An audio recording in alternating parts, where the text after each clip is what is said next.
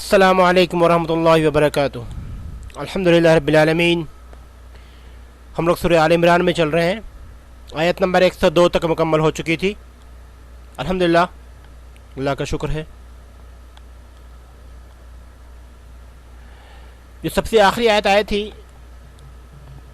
پچھلی تفسیر میں، وہ تھی اعوذ باللہ من الشیطان الرجیم، بسم اللہ الرحمن الرحیم، یا ایہا الذین آمنوا اتقوا اللہ حق تقاتہ ولا تموتن الا وانتم مسلمون۔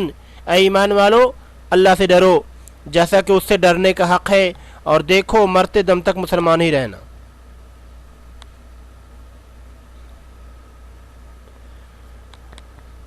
اب ہم لوگ اس کے بعد اس سے آگے چلیں گے۔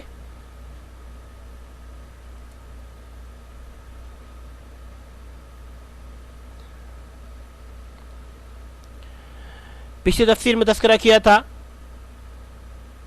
ایک واقعہ بتایا تھا انصار کے دونوں قبیلے اوس اور خزرج کے بارے میں، اور یہ بھی بتایا تھا کہ آپس میں پھر لڑنے لگے تھے، تو اللہ کے رسول حضرت محمد صلی اللہ علیہ وسلم تشریف لائے تھے، پھر سمجھایا تھا۔ اور اعتصام باللہ کے معنی ہے اللہ کے دین کو مضبوطی سے تھام لینا، اس کی اطاعت میں کوتاہی نہ کرنا۔ ہم لوگ آگے چلیں گے آج۔ بسم اللہ الرحمن الرحیم، واعتصموا بحبل اللہ جميعا ولا تفرقوا واذكروا نعمة الله عليكم إذ كنتم أعداء فألف بين قلوبكم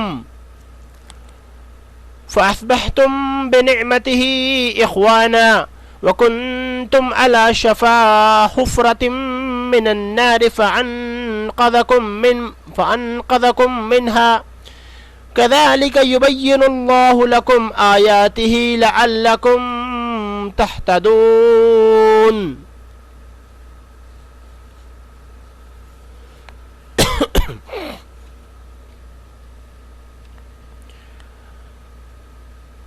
اللہ کی رسی کو سب مل کر مضبوط تھام لو۔ واعتصموا بحبل اللہ جميعا ولا تفرقوا، اللہ کی رسی کو سب مل کر مضبوط تھام لو اور پھوٹ نہ ڈالو، اور اللہ کی اس وقت کی نعمت کو یاد کرو جب تم ایک دوسرے کے دشمن تھے تو اس نے تمہارے دلوں میں الفت ڈال دی، پس تم اس کی مہربانی سے بھائی بھائی ہو گئے، اور تم آگ کے گڑھے کے کنارے پہنچ چکے تھے تو اس نے تمہیں اس سے بچا لیا۔ اللہ اسی طرح تمہارے لیے اپنی نشانیاں بیان کرتا ہے تاکہ تم ہدایت پاؤ۔ واعتصموا، اعتصام باللہ کے معنی ہے اللہ کے دین کو مضبوطی سے تھام لینا، اس کی اطاعت میں کوتاہی نہ کرنا۔ اس کا مطلب ہے کہ اسلام کے احکام و فرائض پورے طور پر بجا لائیں، اور بدعت، ضلالت، کفر یا شرک کے قریب نہ جایا جائے۔ بعض کہتے ہیں کہ اس آیت سے صحابہ پریشان ہوئے تو اللہ تعالیٰ نے اس آیت میں فاتقوا اللہ ما استطعتم، سورۃ تغابن آیت نمبر 64، اللہ سے اپنی طاقت کے مطابق ڈر نازل فرما دی۔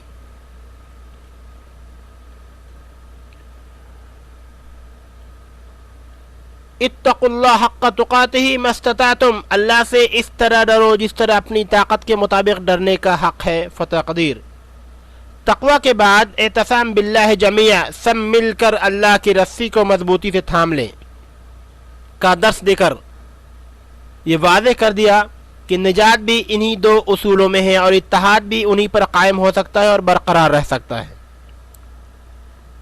دیکھو بھائی، سیدھی سادی بات ہے، ہر وہ عمل قابل قبول ہے جس میں دو چیزیں پائی جائیں۔ اگر ان دو چیزوں میں سے ایک چیز بھی نہ پائی جائے تو وہ قابل قبول نہیں ہے۔ پہلا، وہ عمل اللہ کی رضا کے لیے ہو، دوسرا وہ عمل طریق محمدی پر ہو، یعنی جو عمل آپ کر رہے ہیں وہ عمل اللہ کی رضا پر ہو، اور وہ جس طرح سے آپ کر رہے ہیں وہ طریقہ محمد صلی اللہ علیہ وسلم کے طریقے پر ہو۔ اگر ان دو طریقوں میں سے کوئی بھی ایک طریقہ نہیں پایا گیا تو وہ عمل قابل قبول نہیں ہے۔ اب اپنا اپنا محاسبہ کر کے دیکھ لیں کہ ہم کون کون سے عمل اللہ کی رضا طریق محمدی پر کرتے ہیں اور کون کون سے عمل اللہ کی رضا اور طریق محمدی پر نہیں کرتے ہیں. اسی سے اپنا حساب لگا لیں. اور یہ ساری چیزیں قرآن و حدیث سے ثابت ہے، اس کا تفصیل سے مطالعہ کر کے دیکھ لیں. ولا تفرقوا، اور پھوٹ نہ ڈالو کے ذریعے سے فرقہ بندی سے روک دیا گیا. اس کا مطلب یہ ہے اگر مذکورہ دو اصولوں سے انحراف کرو گے، یعنی اللہ کی رسی کو مضبوطی سے نہیں تھامو گے اور طریق محمدی پر نہیں چلو گے، تو تمہارے درمیان پھوٹ پڑ جائے گی اور تم الگ الگ فرقوں میں بڑھ جاؤ گے. آج آئینہ آپ کے سامنے ہے، دیکھنے کی ضرورت ہے. فرقہ بندی کی تاریخ دیکھ لیجئے، یہی چیز نمایاں ہو کر سامنے آئے گی. قرآن و حدیث کے فہم، اس کی توضیح تعبیر میں باہم اختلاف یہ فرقہ بندی کا سبب نہیں.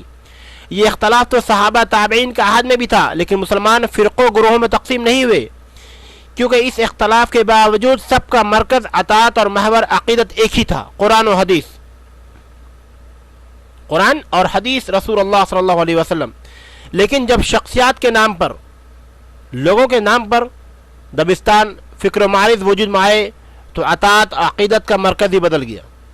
اپنی اپنی شخصیات اور ان شخصیات کے اقوال، ان کے قول، ان کے الفاظ، ان کی بولی، ان کی حیثیت اور اللہ رسول ان کے فرمودہ، باقی چیز سب ثانوی یعنی آپشنل ہو گئے، اور جو شخصیات بولنا شروع کی وہ سامنے آ گیا، وہ اول ہو گیا.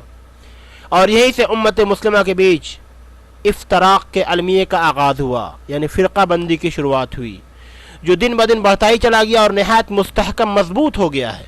اس کا سب سے بڑا المیہ یہ ہے کہ فکر و نظر کی یہ کجی اتنی بڑی، یہ اختلاف جو تہذب تفریق کی بنیاد ہے اور جس سے قرآن نے روکا ہے، اسے نعوذ باللہ رحمت قرار دیا جا رہا ہے.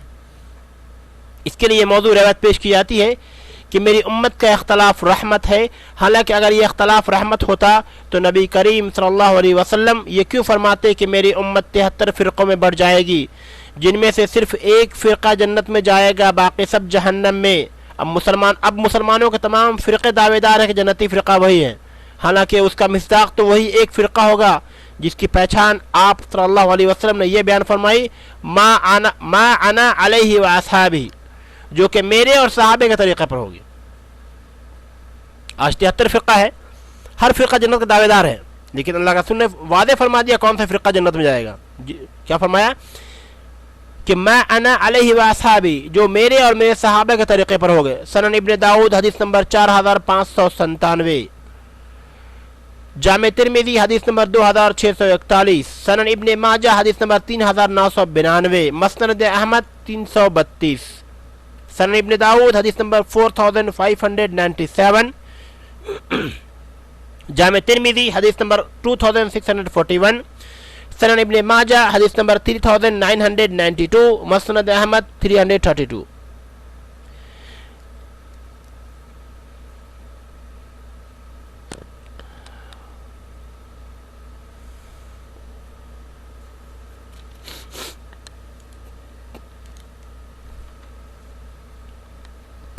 کیا فرمایا کہ کذالک یبین اللہ لکم آیاتہ لعلکم تہتدون، اللہ اس طرح تمہارے لیے اپنی نشانیاں بیان کرتا ہے تاکہ تم ہدایت پاؤ. وَلْتَكُمْ مِنْكُمْ أُمَّةٌ يَدْعُونَ إِلَى الْخَيْرِ وَيَأْمُرُونَ بِالْمَعْرُوفِ وَيَنْهَوْنَ عَنِ الْمُنْكَرِ وَأُولَئِكَ هُمُ الْمُفْلِحُونَ. تم میں سے ایک جماعت ایسی ہونی چاہیے جو بھلائی کی طرف بلائے اور نیکی کے کاموں کا حکم کرے اور برے کاموں سے روکے، یہی لوگ فلاح و نجات پانے والے ہیں. وَلَا تَكُونُوا كَالَّذِينَ تَفَرَّقُوا وَاخْتَلَفُوا مِن بَعْدِ مَا جَاءَهُمُ الْبَيِّنَاتُ وَأُولَئِكَ لَهُمْ عَذَابٌ عَظِيمٌ.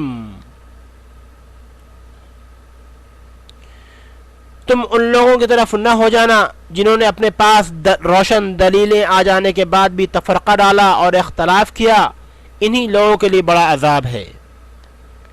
روشن دلیلیں آ جانے کے بعد تفرقہ ڈالا، اس سے معلوم ہوا کہ یہود و نصارہ کے باہمی اختلاف تفرقہ کی وجہ یہ نہ تھی کہ انہیں حق کا پتہ نہ تھا اور وہ اس کے دلال سے بے خبر تھے، بلکہ حقیقت یہ تھا کہ انہوں نے سب کچھ جانتے ہوئے محض اپنی دنیاوی مفاد اور نفسانی غرض کے لیے اختلاف فرقے کی راہ پکڑ لیا اور اس پر جمے ہوئے تھے.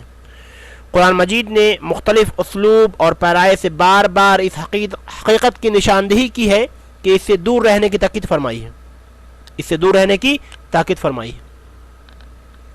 مگر افسوس کہ اس امت کے فرقہ بازوں نے بھی ٹھیک یہی روش اختیار کی کہ حق اور اس کی روشن دلیلیں انہیں خوب اچھی طرح سے معلوم ہے، مگر وہ اپنے فرقہ بندیوں پر جمے ہوئے ہیں اور انہیں اپنی عقل و ذہانت کا سارا جوہر سابقہ امتوں کی طرح تعویل تحریف کے مکروہ شغل میں ضائع کر رہے ہیں۔ حضرت ابن عباس رضی اللہ تعالیٰ عنہ نے اس سے اہل سنت جماعت، اہل بدعت و افتراق مراد لی ہیں، جس سے معلوم ہوا کہ اسلام وہی ہے جس پر اہل سنت و جماعت عمل پیرا ہے، اور اہل بدعت اور اہل افتراق اس نعمت اسلام سے محروم ہے جو ذریعہ نجات ہے۔ اس آیت میں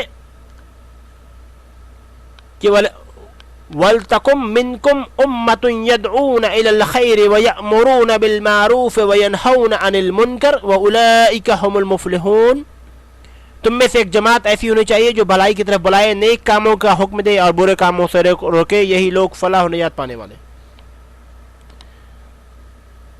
اس آیت میں امت مسلمہ کو خیر امت قرار دیا گیا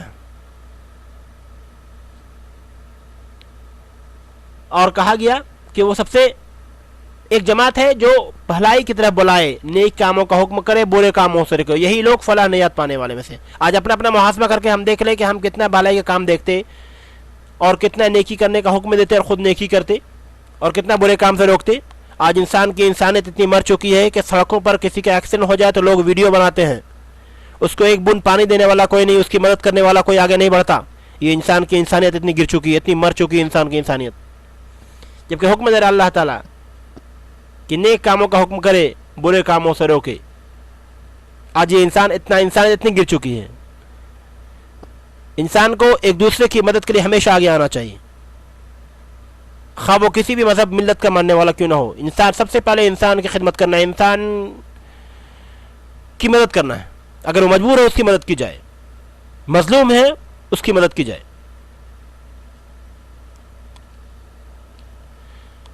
اللہ ہمیں صراط مستقیم میں گامزن فرمائے اور ہدایت والا بنا دے، آمین۔ بسم اللہ الرحمن الرحیم، آگے چلتے ہیں۔ وَلَا تَكُونُوا كَالَّذِينَ تَفَرَّقُوا وَاخْتَلَفُوا مِن بَعْدِ مَا جَاءَهُمُ الْبَيِّنَاتُ وَأُولَئِكَ لَهُمْ عَذَابٌ عَظِيمٌ۔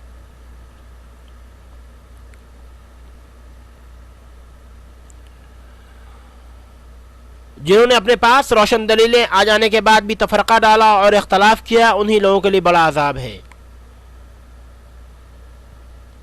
یوم تبیض وجوہ وتسود وجوہ، یوم تبیض وجوہ وتسود وجوہ، فاما الذین اسودت وجوہہم اکفرتم بعد ایمانکم فذوقوا العذاب بما کنتم تکفرون۔ جس دن بعض چہرے سفید ہوں گے اور بعض سیاہ چہرے والوں سے کہا جائے گا کیا تم نے ایمان لانے کے بعد کفر کیا؟ اب اپنے کفر کا عذاب چکھو۔ فذوقوا العذاب بما کنتم تکفرون، اپنے کفر کا عذاب چکھو۔ وَأَمَّا الَّذِينَ ابْيَضَّتْ وُجُوهُهُمْ فَفِي رَحْمَةِ اللَّهِ هُمْ فِيهَا خَالِدُونَ، سفید چہرے والے اللہ کی رحمت میں داخل ہوں گے اور وہ اس میں ہمیشہ رہیں گے۔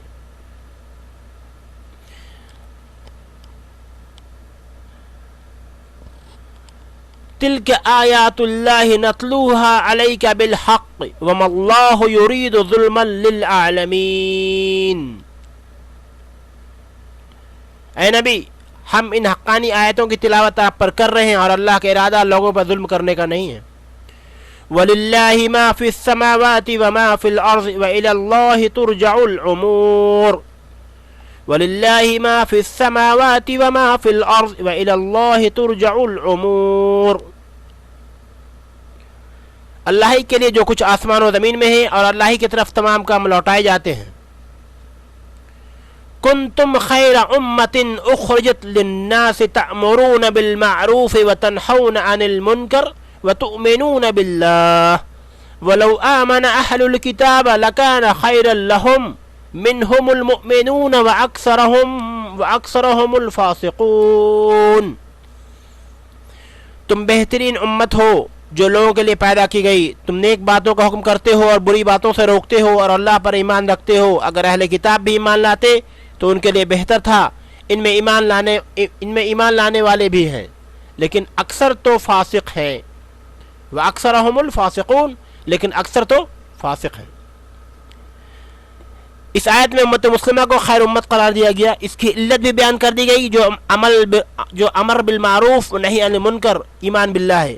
گویا یہ امت اگر ان امتیازی خصوصیات پر رہے گی تو خیر امت ہے، بصورت دیگر اس امتیاز سے محروم قرار پا سکتی ہے۔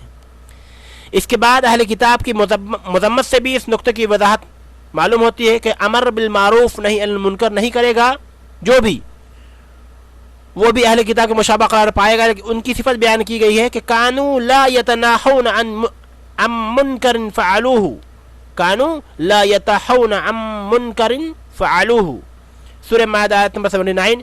وہ ایک دوسرے کی برائی سے نہیں روکتے تھے جو وہ کرتے تھے، اور یہاں اس آیت میں ان کی اکثریت کو فاسق کہا گیا ہے۔ وَأَكْثَرَهُمُ الْفَاسِقُونَ،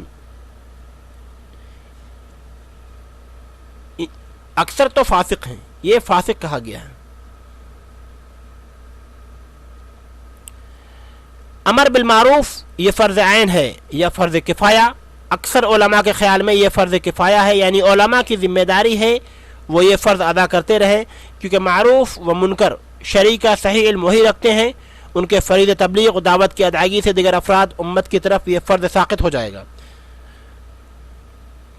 جیسے جہاد بھی عام حالات میں فرض کفایہ ہے، یعنی ایک گروہ کی طرف سے ادائیگی سے اس فرض کی ادائیگی ہو جائے گی، تاہم ہر شخص اپنے دائرے میں بھی بلغوا انی ولو آیہ کے تحت تبلیغ کا ذمہ دار ہے۔ یہ امت ہی پوری کی پوری دائی ہے، اس لیے یہ دعوت کی تبلیغ کی ذمہ دار ہے، اس لیے اسے تبلیغ کرنا چاہیے۔ خود بھی برے کاموں سے رکے اور دوسروں کو بھی برے کاموں سے روکے، خود بھی اچھے کام کرے، دوسروں کو بھی اچھے کام کی دعوت دے۔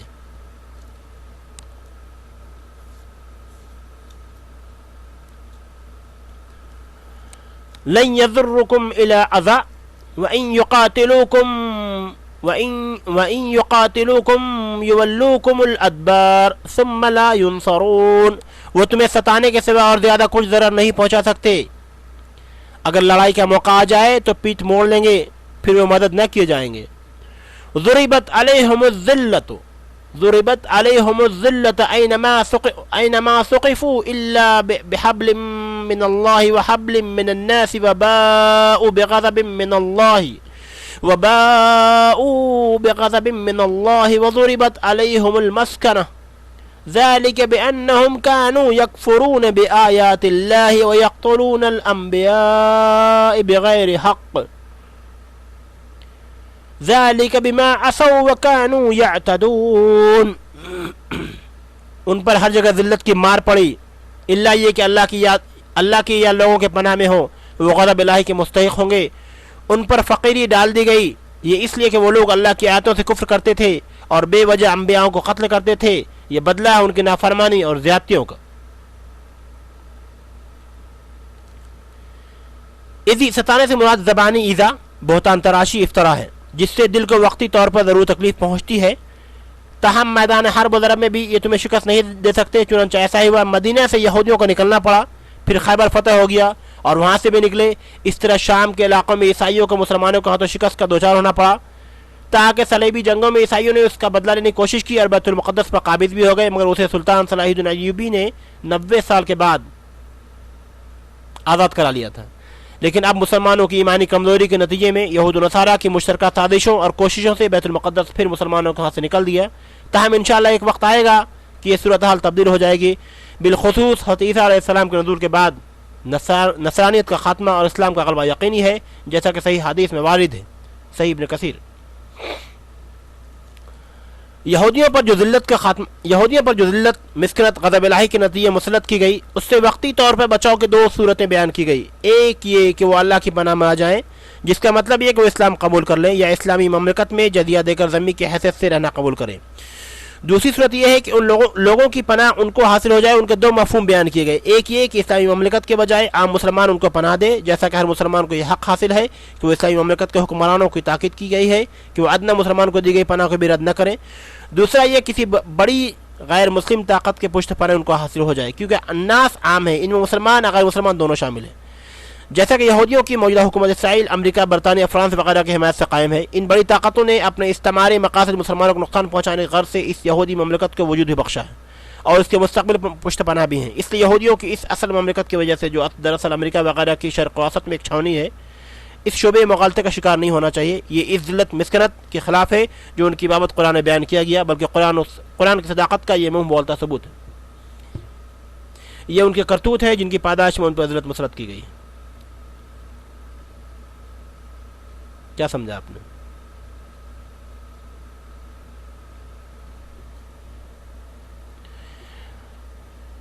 لیسوا سواء من اہل الکتاب امۃ قائمۃ یتلون آیات اللہ آناء اللیل وہم یسجدون. وہ سارے کے سارے یکساں نہیں، بلکہ ان اہل کتاب میں سے ایک جماعت حق پر قائم رہنے والی بھی ہے، جو راتوں کے وقت بھی کلام اللہ کی تلاوت کرتی ہے، سجدے بھی کرتے ہیں.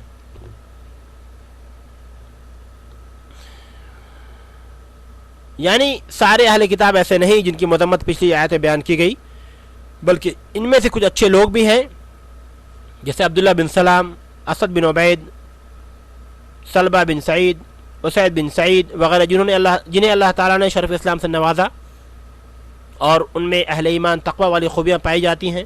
رضی اللہ عنہم ورضوا عنہ قائمہ کے معنی ہے شریعت کے اطاعت، نبی کریم صلی اللہ علیہ وسلم کی اتباع کرنے والی. یسجدون کا مطلب ہے رات کو قیام کرتے ہیں. اسی گروہ کا ذکر آگے بھی کیا گیا ہے. وَإِنَّ مِنْ أَهْلِ الْكِتَابِ لِمَنْ يُؤْمِنُ بِاللَّهِ وَمَا أُنزِلَ إِلَيْكُمْ وَمَا أُنزِلَ إِلَيْهِمْ خَاشِعِينَ لِلَّهِ. سورہ آل عمران آیت نمبر 199 جو آگے آئے گی.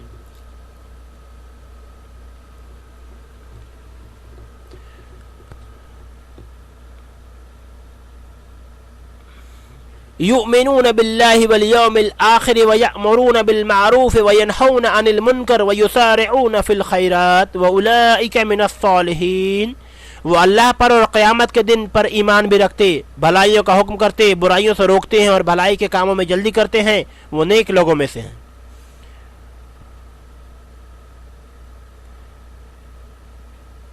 وما يفعلوا من خير فلن يكفره والله عليم بالمتقين.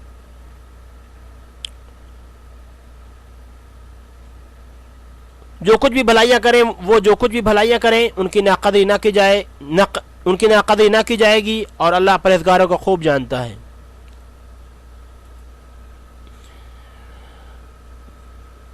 ان الذين كفروا لن تغني عنهم اموالهم ولا اولادهم من الله شيئا واولئك اصحاب النار هم فيها خالدون. کافروں کو ان کے مال، ان کی اولاد اللہ کے یہاں کچھ کام نہ آئے گی، یہ تو جہنمی ہے جو ہمیشہ اسی میں پڑے رہیں گے. مثل ما ينفقون في هذه الحياة الدنيا كمثل ريح فيها سر أصابت حرث قوم ظلموا أنفسهم فأهلكته.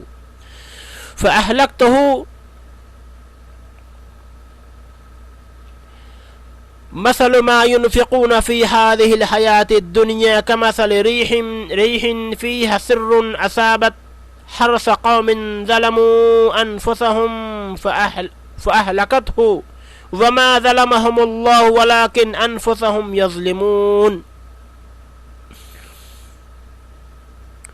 وہ کفار اس دنیوی زندگی میں جو خرچ کریں اس کی مثال یہ ہے کہ ایک تند ہوا چلی جس میں پالا تھا جو ظالموں کے کھیتوں پر پڑا، اسے تہس نہس کر دیا. اللہ نے ان پر ظلم نہیں کیا بلکہ وہ خود اپنی جانوں پر ظلم کرتے ہیں. یا ایھا الذین آمنوا لا تتخذوا بطانة من دونکم لا یالونکم خبالا ودوا ما عنتم قد بدت البغضاء من افواہہم وما تخفی صدورہم اکبر قد بین لکم الآیات ان کنتم تعقلون. اے ایمان والو، تم اپنا ولی دوست ایمان والوں کے سوا کسی اور کو نہ بناؤ. تم تو انہیں دیکھتے ہو، وہ دوسرے لوگ تمہاری تباہی میں کوئی کسر نہیں اٹھا رکھتے. وہ تو چاہتے ہیں تم دکھ میں پڑو. ان کی عداوت تو خود ان کی زبان سے بھی ظاہر ہو چکی ہے، جو ان کے سینوں میں پوشیدہ ہے وہ بہت زیادہ ہے. ہم نے تمہارے لیے آیتیں بیان کر دیا، اگر عقلمند ہو تو غور کرو، ہاں تم تو انہیں چاہتے ہو۔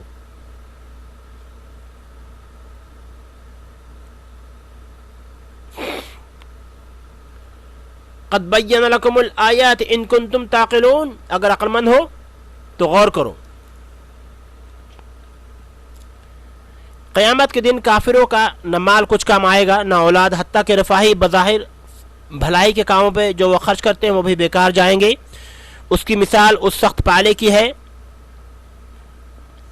جو ہری بھری کھیتی کو جلا کر خاکستر کر دیتا ہے۔ ظالم اس کھیتی کو دیکھ کر خوش ہوتے رہتے، اس سے نفع کی امید رکھے ہوتے ہیں، اچانک ان کی امیدیں خاک میں مل جاتی ہیں۔ اس سے معلوم ہوا جب تک ایمان نہیں ہوگا، رفاہی کاموں پر رقم خرچ کرنے والوں کی چاہے دنیا میں کتنی ہی شہرت ہو جائے، آخرت میں انہیں ان کا کوئی حصہ نہیں ملے گا، وہاں تو ان کے لیے جہنم کا دائمی عذاب ہے۔ اور بتانا دلی دوست اور رازدار کو کہتے ہیں، بتانا دلی دوست اور رازدار کو کہتے ہیں۔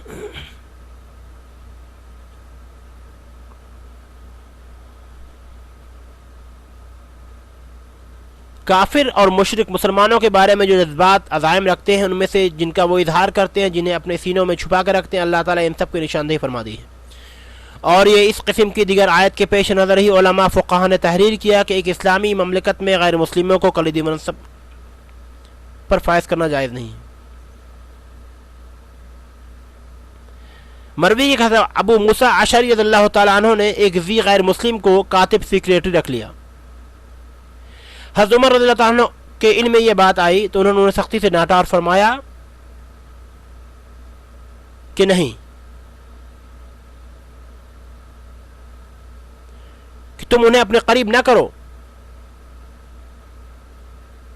جبکہ اللہ نے انہیں دور کر دیا ہے۔ انہیں عزت نہ بخشو جنہیں اللہ نے ذلیل کیا ہے، انہیں امین و رازدار مت بناؤ جنہیں اللہ نے خائن قرار دیا ہے۔ حضرت عمر رضی اللہ تعالیٰ عنہ نے اسی آیت سے استدلال کرتے ہوئے ارشاد فرمایا تھا۔ امام قرطبی فرماتے ہیں کہ اس زمانے میں اہل کتاب کو سیکریٹری اور امین بنانے کی وجہ سے احوال بدل گئے، اور اسی وجہ سے آج یہ حالت بدقسمتی سے آج اس باتوں کو مانا بھی نہیں جاتا، بالکل ہٹا دیے گئے۔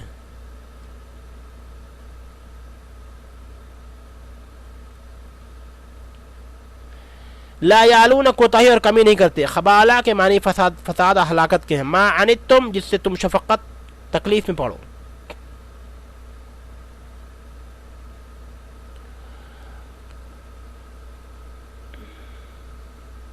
آگے ہے کہ ہا انتم اولائی تحبونہم ولا یحبونکم وتؤمنون بالکتاب کلہ وإذا لقوکم قالوا آمنا وإذا خلوا عضوا عليكم الأنامل من الغيظ قل موتوا بغيظكم إن الله عليم بذات الصدور۔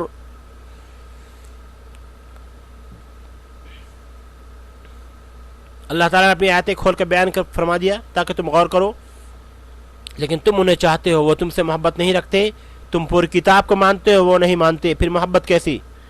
یہ تمہارے سامنے تو اپنے ایمان کے اقرار کرتے ہیں، لیکن تنہائی میں مارے غصے کے انہی چباتے ہیں۔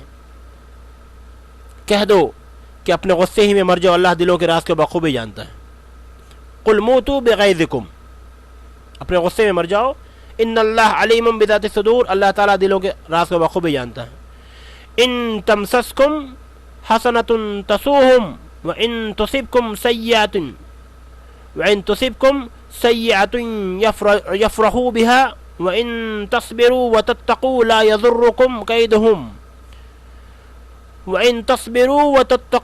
يَضُرُّكُمْ كَيْدُهُمْ شَيْئًا إِنَّ اللَّهَ بِمَا يَعْمَلُونَ مُحِيطٌ۔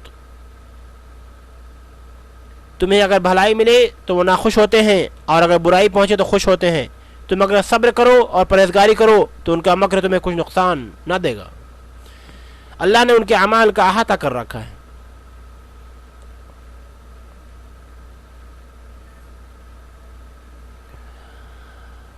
وَإِذْ غَدَوْتَ مِنْ أَهْلِكَ تُبَوِّئُ الْمُؤْمِنِينَ مَقَاعِدَ لِلْقِتَالِ وَاللَّهُ سَمِيعٌ عَلِيمٌ۔ اے نبی اس وقت کو یاد کرو جب صبح ہی صبح آپ اپنے گھر سے نکل مسلمانوں کو میدان جنگ میں لڑائی کے مورچوں پر باقاعدہ بیٹھا رہے تھے. اللہ سننے والا جاننے والا ہے. مطلب کہ ان منافقین کی نماز اظہار ایمان کی وجہ سے ان کی بابت دھوکے کا شکار ہو جاتے اور ان سے محبت رکھتے ہیں. عزو یا عزو کے معنی دانت سے کاٹنے کے. یہ ان کی غیظ و غضب کی شدت کا بیان ہے. اور اس میں منافقین کی اس شدید عداوت کا دشمنی کا ذکر ہے جو انہوں نے مومنوں کے ساتھ تھی. وہ یہ کہ جب مسلمان کی خوشحالی میسر آتی اللہ تعالیٰ کی طرف سے ان کی تائید نصرت ملتی اور مسلمانوں کی تعداد قوت میں اضافہ ہوتا تو منافقین کو بہت برا لگتا. اگر مسلمان قحط سالی یا تنگ دستی میں مبتلا ہو جاتے یا اللہ کی مشیت و مصلحت سے دشمن وقتی طور پر مسلمان میں غالب آ جاتے جیسے جنگ احد میں ہوا تو بڑے خوش ہوتے. مقصد بتلانے سے یہ ہے کہ جن لوگوں کا یہ حال ہو کیا وہ اس لائق ہو سکتے مسلمان سے محبت کے پینگے بڑھائیں, وہ اپنا رازدار دوست بنائیں. اس لیے اللہ تعالیٰ نے منع فرمایا.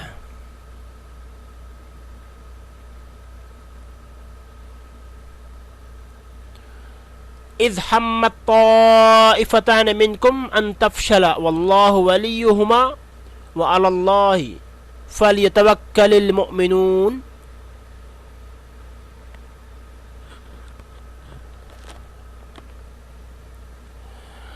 اے نبی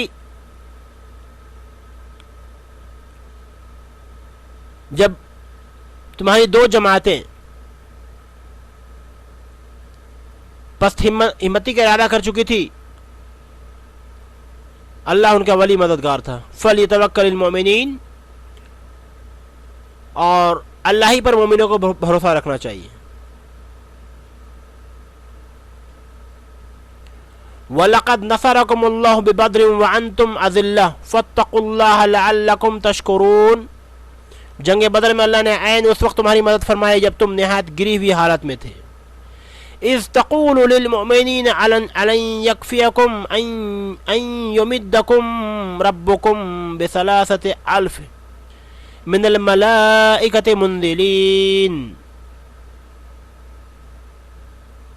جنگ بدر میں اللہ نے عین اس وقت مدد فرمائی جب تم نہایت گری ہوئی حالت میں تھے. اس لیے اللہ سے ڈرو نہ کہ کسی اور سے تاکہ تمہیں شکر گزاری کی توفیق دے. یہ شکر گزاری باعث نصرت امداد ہے. جب آپ مومنوں کو تسلی دے رہے تھے کہ آسمان سے 3,000 فرشتے اتار کر اللہ تعالیٰ کا تمہاری مدد کرنا تمہیں کافی نہ ہوگا.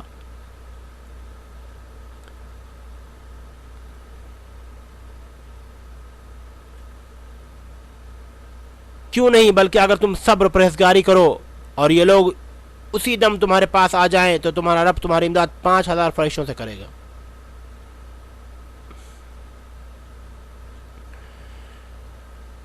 ب5,000 من الملائکة مسومین. وما جعله الله إلا بشرى لكم ولتطمئن قلوبكم به وما النصر إلا من عند الله العزيز الحكيم.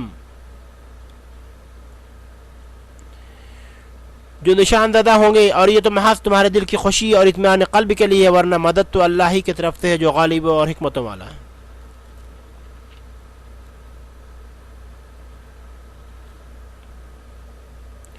دیکھیں ان کے مکر فروغ سے بچنے کا طریقہ علاج یہ ہے.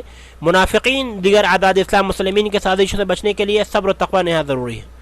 اس صبر و تقوی کے فقدان نے غیر مسلموں کے سازشوں کو کامیاب بنا رکھا ہے. لوگ سمجھتے ہیں کہ کافروں کی کامیابی مادی اسباب وسائل کی فراوانی سائنس ٹیکنالوجی میں ان کی ترقی کا نتیجہ ہے, بلکہ حالانکہ حقیقت یہ ہے مسلمانوں کی پستی زوال کا اصل سبب یہ ہے وہ اپنے دین پر استقامت جو صبر کا متقاضی ہے سے محروم تقوی سے آ رہی ہیں, جو مسلمان کی کامیابی کی کلیدی اور تائید الہی کے حصول کا ذریعہ ہے.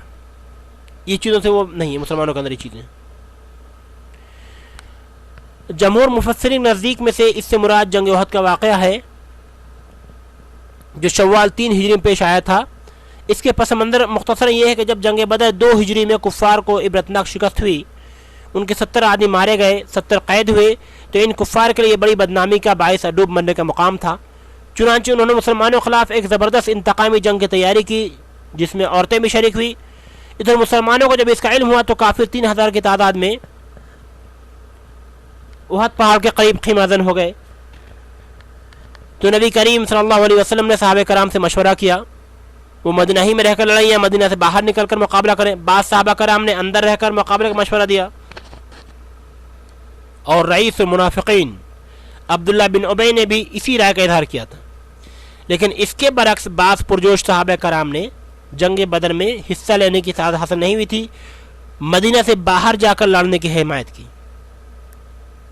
آپ حجرے میں تشریف لے گئے، ہتھیار پہن کر باہر آئے، اور دوسرے رائے والوں کو ندامت ہوئی کہ شاید ہم نے رسول اکرم صلی اللہ علیہ وسلم کو آپ کے خواہش کے برعکس باہر نکلنے پر مجبور کر کے ٹھیک نہیں کیا. چنانچہ انہوں نے کہا اے اللہ کے رسول، اگر آپ اندر رہ کر مقابلہ کرنا پسند فرمائے تو اندر ہی رہیں. آپ نے فرمایا لباس حرم پہن لینے کے بعد کسی نبی کے لائق نہیں کہ وہ اللہ کے فیصلے کے بغیر واپس ہو یا لباس اتارے. چنانچہ مسلمان 1000 کی تعداد میں روانہ ہوئے، مگر صبح دم جب مقام شہود پر پہنچے تو عبداللہ بن ابی نے اپنے 300 ساتھیوں سمیت یہ کہہ کر واپس آ گیا کہ اس کی رائے نہیں مانی گئی، خواہ مخواہ جان دینے کا کیا فائدہ. اس فیصلے سے وقتی طور پر بعض مسلمان بھی متاثر ہوئے اور انہوں نے بھی کمزوری کا مظاہرہ کیا.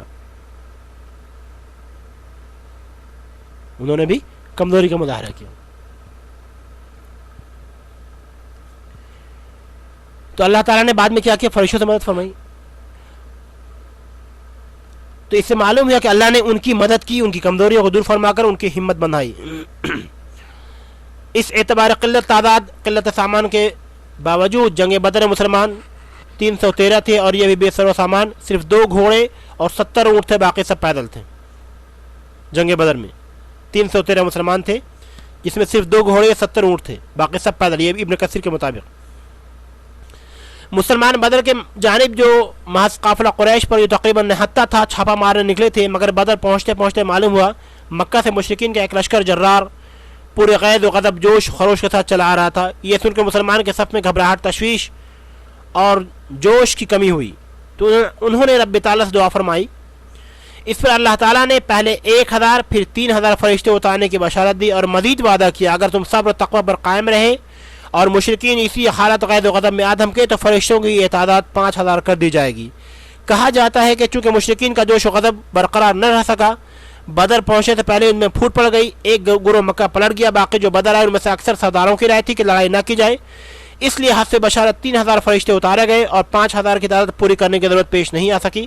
بعض مفسرین یہ کہتے ہیں کہ تعداد پوری ہو گئی. یعنی یہ تھی صبر و تقوی اور اللہ سے مدد کیا. آج ہمارے اندر یہ چیزیں نہیں ہیں.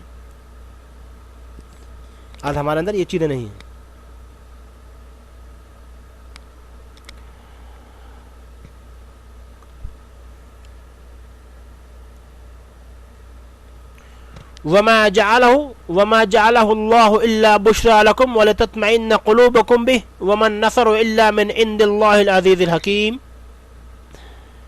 یہ تو محض تمہارے دل کی خوشی اور اطمینان قلب کے لیے، ورنہ مدد تو اللہ ہی کی طرف سے جو غالب اور حکمتوں والا ہے.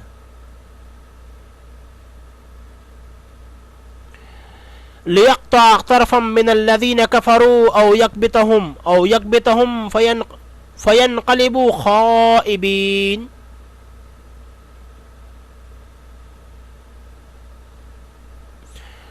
اور امداد الہی کا مقصد یہ تھا کہ وہ اللہ کافروں کی ایک جماعت کو کاٹ دے یا انہیں ذلیل کر ڈالے اور سارے کے سارے نامراد ہو کر واپس چلے جائیں.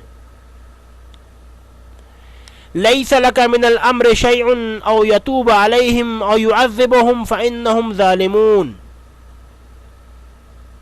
اے پیغمبر آپ کے اختیار میں کچھ نہیں، اللہ چاہے تو ان کی توبہ قبول کرے یا عذاب دے کیونکہ وہ ظالم ہیں. لیس لک من الامر شیء، اے پیغمبر آپ کے اختیار میں کچھ نہیں. او یتوب علیہم او یعذبہم فانہم ظالمون، اللہ چاہے تو ان کی توبہ قبول کرے یا عذاب دے کیونکہ وہ ظالم ہیں.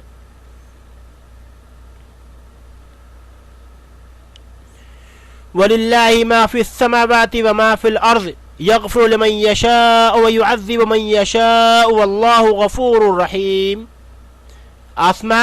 آسمانوں و زمینوں میں جو کچھ ہے سب اللہ ہی کا ہے. وہ جسے چاہے بخشے، جسے چاہے عذاب کرے. اللہ بخشش کرنے والا مہربان ہے.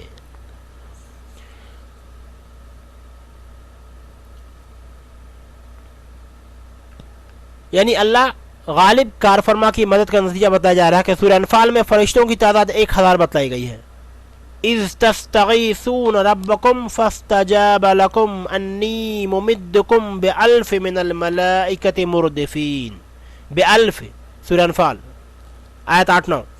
جب تم اپنے رب سے مدد طلب کر رہے تھے تو اللہ تعالیٰ نے تمہاری فریاد سنتے ہوئے کہا میں 1000 فرشتوں سے تمہاری مدد کروں گا جو سلسلہ وار چلے آئیں گے. ان الفاظ سے معلوم ہوتا ہے کہ فرشتے واقعتاً تو 1000 ہی نازل ہوئے اور مسلمانوں کے حوصلے تسلی کے لیے 3000 کا پھر 5000 کا مزید مشروط وعدہ کیا گیا تھا. پھر حسب حالات مسلمانوں کے تسلی کے نقطہ نظر سے بھی ان کی ضرورت نہیں سمجھی گئی. اس لیے بعض مفسرین نزدیک یہ 3000 یا 5000 فرشتوں کا نزول نہیں ہوا کیونکہ مقصد تو مسلمانوں کے حوصلوں میں اضافہ کرنا تھا، ورنہ اصل مددگار تو اللہ ہی تعالیٰ تھا. وہ اپنی مدد کے لیے فرشتوں کا یا کسی اور کا محتاج ہی نہیں. چنانچہ اس نے مسلمانوں کی مدد فرمائی. جنگ بدر مسلمانوں کو تاریخی کامیابی حاصل ہوئی، کفر کی طاقت کمزور ہوئی، کافر و گھمنڈ خاک میں مل گیا. السر التفاصر، یعنی ان کافروں کو ہدایت دینا یا ان کے معاملے میں کسی بھی قسم کا فیصلہ کرنا سب اللہ کے اختیار میں ہے. لیس لک من الامر شیء، اے نبی آپ کے اختیار میں کچھ نہیں. او یتوب علیہم، اللہ چاہے تو ان کی توبہ قبول کرے. او یعذبہم، یا عذاب دے. فانہم ظالمون، کیونکہ وہ ظالم ہیں. یعنی کافروں کو ہدایت دینا یا ان کے معاملے میں کسی قسم کا فیصلہ کرنا سب اللہ کے اختیار میں ہے. حدیث میں آتا ہے کہ جنگ احد میں نبی کریم صلی اللہ علیہ وسلم کے دندان مبارک بھی شہید ہو گئے، چہرہ مبارک بھی زخمی ہوا. تو آپ نے فرمایا وہ قوم کس طرح فلاح یاب ہوگی جس نے اپنے نبی کو زخمی کر دیا. وہ آپ نے ان کی ہدایت سے ناامیدی ظاہر فرمائی. اس پر یہ آیت نازل ہوئی. غزوہ احد کے کچھ عرصے بعد واقعہ معونہ پیش آیا جس میں کافروں نے دھوکہ دہی سے قرآن کریم کے 70 قاری و مبلغ صحابہ کرام کو اپنے علاقے میں لا کر شہید کر دیا تھا. اس واقعے کو واقع بیر معونہ کہتے ہیں. نبی کریم صلی اللہ علیہ وسلم کو یہ المناک واقعے پر شدید صدمہ ہوا اور 1 مہینے تک کافروں کے ان قبیلوں کا نام لے لے کر ان کے لیے بددعا فرمائی، یعنی قنوت نازلہ کا اہتمام فرمایا. یہ بالکل الگ واقعہ ہے جس کا کوئی تعلق نہ غزوہ احد سے ہے نہ آیت مذکورہ کے نزول سے ہے. لیکن بعض راویوں نے اس قنوت نازلہ کو بھی آیت مذکورہ کے نزول کا سبب قرار دے کر یہ کہہ دیا کہ اس آیت کے نزول کے بعد نبی صلی اللہ علیہ وسلم نے قنوت نازلہ بند کر دی. لیکن حافظ ابن حجر رحمۃ اللہ علیہ نے کہتے ہیں کہ یعنی اس نے اپنی طرف سے، راوی کا یہ ادراج ہے، یعنی اس نے اپنی طرف سے یہ بات کہہ دی ہے، ورنہ اس آیت کے نزول کا سبب قصہ احدی ہے. اس بنا پہ قنوت نازلہ کا اہتمام حسب ضرورت ہر وقت کیا جا سکتا ہے. چونکہ غزوہ احد میں ناکامی رسول اکرم صلی اللہ علیہ وسلم کی نافرمانی مال و دنیا کے لالچ کے سبب ہوئی تھی، اس لیے اب طمع کی سب سے زیادہ بھیانک شکل سود سے منع کیا جا رہا ہے. اور بڑھا چڑھا کر سود نہ کھاؤ کا یہ مطلب نہیں کہ بڑھا چڑھا کر نہ ہو تو سود جائز ہے، بلکہ سود کم ہو یا زیادہ، سود کم ہو یا زیادہ، مفرد ہو یا مرکب، مطلقاً حرام ہے. یہ قید نہیں، حرمت کے لیے بطور شرط نہیں، بلکہ واقع کے رعایت کے طور پہ. یعنی سود کی اس وقت جو صورتحال تھی اس کا بیان و اظہار ہے. زمانہ جاہلیت میں سود کا رواج عام تھا کہ جب ادائیگی کی مدت آ جاتی اور ادائیگی ممکن نہ ہوتی تو مدت میں اضافے کے ساتھ سود میں بھی اضافہ ہوتا چلا جاتا، جس کی وجہ سے تھوڑی سی رقم بھی بڑھ چڑھ کر کہیں سے کہیں پہنچ جاتی اور ایک عام آدمی کے لیے اس کی ادائیگی ناممکن ہو جاتی. اللہ تعالیٰ نے فرمایا اللہ سے ڈرو، اس آگ سے ڈرو جو کافروں کو تیار کی گئی ہے، جسے یہ تنبیہ مقصود ہے کہ سود خوری سے باز نہ آئے تو یہ فعل حرام تمہیں کفر تک پہنچا سکتا ہے، کیونکہ یہ اللہ رسول کا محاربہ ہے. قرآن میں آتا ہے نا کہ یا ایھا الذین آمنوا لا تأکلوا الربا، یا ایھا الذین آمنوا لا تأکلوا الربا اضعافا مضاعفا واتقوا اللہ لعلکم تفلحون. اے ایمان والو بڑھا چڑھا کر سود نہ کھاؤ اور اللہ سے ڈرو تاکہ تمہیں نجات ملے. واتقوا النار التي اعدت للکافرین، اس آگ سے ڈرو جو کافروں کے لیے تیار کی گئی ہے. وَأَطِيعُوا اللَّهَ وَرَسُولَهُ لَعَلَّكُمْ تُرْحَمُونَ، اور اللہ اور اس کے رسول کی فرمان برداری کرو تاکہ تم پر رحم کیا جائے. وَسَارِعُوا إِلَى مَغْفِرَةٍ مِّن رَّبِّكُمْ وَجَنَّةٍ أَرْضُهَا السَّمَاوَاتُ وَالْأَرْضُ أُعِدَّتْ لِلْمُتَّقِينَ، اور اپنے رب کی بخشش کی طرف اور اس جنت کی طرف دوڑو جس کا عرض آسمان اور زمین کے برابر ہے، جو پرہیزگاروں کے لیے تیار کی گئی ہے. یعنی مال دولت دنیا کے پیچھے لگ کر آخرت تباہ کرنے کے بجائے اللہ رسول کی اطاعت کا اور اللہ کی مغفرت اور اس کی جنت کا راستہ اختیار کرو جو متقین کے لیے اللہ نے تیار کی ہے، اور متقین کی خصوصیت بھی بیان فرمائی ہے. یعنی محض خوشحالی میں نہیں، تنگ دستی کے موقع پر بھی خرچ کرتے ہیں، مطلب ہر حال میں ہر موقع پر اللہ کی راہ میں خرچ کرتے رہو. الحمدللہ رب العالمین. سورہ آل عمران آیت نمبر 133 مکمل ہو چکی. اللہ تعالیٰ ہمیں کہنے سننے زیادہ عمل کرنے کی توفیق عطا فرمائے، اچھی سمجھ اچھی عقل عطا فرمائے. اللہ تعالیٰ اپنے حفاظت میں رکھے، ہدایت والا ہدایت یافتہ بنائے. جو بولنے میں غلطی ہو گئی، جو سننے میں غلطی ہو گئی، اللہ تعالیٰ معاف فرمائے. تمام عالم مسلمانوں کے عزت و جان و مال کی حفاظت فرمائے. تمام عالم میں امن و سکون پیدا فرمائے. ہم مسلمانوں کے اندر اتحاد پیدا فرمائے. ہم مسلمانوں کے دلوں میں ایک دوسرے کے لیے محبت پیدا فرمائے، اخلاص پیدا فرمائے، خلوص پیدا فرمائے. اللہ تعالیٰ ہمارا صغیرہ کبیرہ تمام گناہوں کو معاف فرما دے. آمین ثم آمین. سبحان اللہ بحمدہ، سبحانک اللہم وبحمدک، نشہد ان لا الہ الا انت، نستغفرک ونتوب الیک. سبحان ربک رب العزۃ عما یصفون وسلام علی المرسلین والحمد للہ رب العالمین. السلام علیکم ورحمۃ اللہ وبرکاتہ.